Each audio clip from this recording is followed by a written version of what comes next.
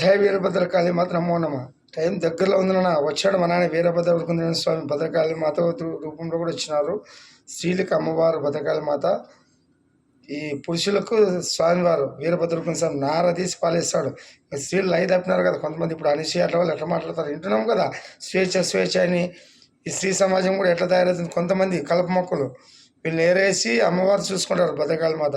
తర్వాత ఇప్పుడు మా నాన్న ఋషికొండల ఆశ్రమం చేసుకొని ఐపీఎస్ ఐఏఎస్లతో పాలిస్తాడు. లా అండ్ ఆర్డర్ ఐపీఎస్ వాళ్ళు మెయింటైన్ చేస్తే అధికారులు ఐఏఎస్ అధికార యంత్రాంగాన్ని తీసుకొని ఎట్లా పాలిస్తారు మీరే చూస్తారు. మొదలు ఈ రాజకీయ నాయకులైన వాళ్ళని లేకుండా ఈ రాజకీయ పాత్రలో తొక్కి పాలించే రోజులు దగ్గరలో ఉన్నాయి. మీకు ముందుకు అర్థమవుతుంది. ఎందుకంటే ఈ రాజకీయ నాయకులకే మనము 50% బడ్జెట్లో డబ్బులన్నీ వీళ్ళకే పోతుంటాయి. మీకు తెలియడంలే.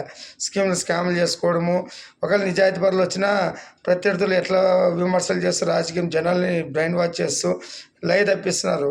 ఆ సంక్షేమాలనే ముసుగులో జనాల్ని సోమరిపోతులు చేస్తూ పనికి రాకుండా చేస్తున్నారు.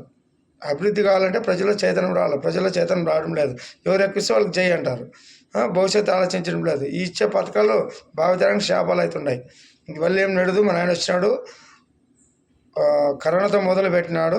ఇప్పుడు పోలవరం అమరావతి అన్నీ పూర్తయితే ఏం సందేహమాసంలే. ఈ అమరావతి భారతదేశ రాజధాని వెలుగుతుంది. ఋషికొండలు ఆశ్రమం చేసుకుని విశ్వగురు వీరభద్ర వరకుందన స్వామి వచ్చి అఖండ భారతం చేసి భారతదేశాన్ని వెలిగించే రోజులు దగ్గరలో ఉన్నాయి. జై వీరభద్రకాళి మాత వరకుందన స్వామి నమో నమః.